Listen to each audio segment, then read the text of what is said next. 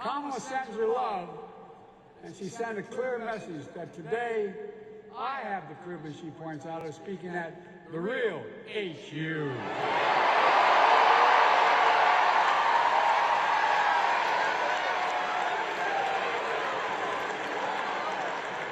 Now you realize that's going to cost me at home.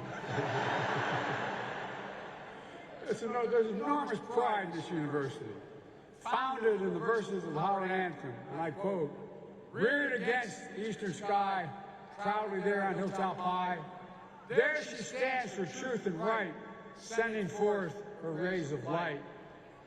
It matters. It matters. It matters. We're living through one of the most consequential moments in our history, with fundamental questions at stake for our nation. Who are we?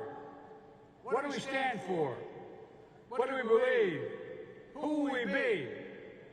You're going to help answer those questions. Let me take you back to January 2009.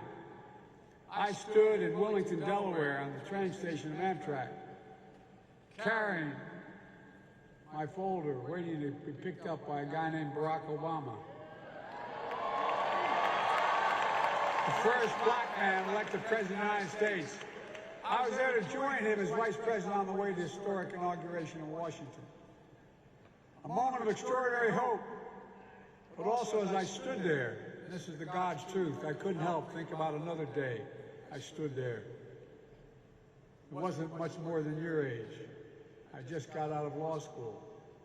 I'd gone to work for a big firm, but my state, because of when Dr. King was assassinated, parts of my city parts were burned to the ground.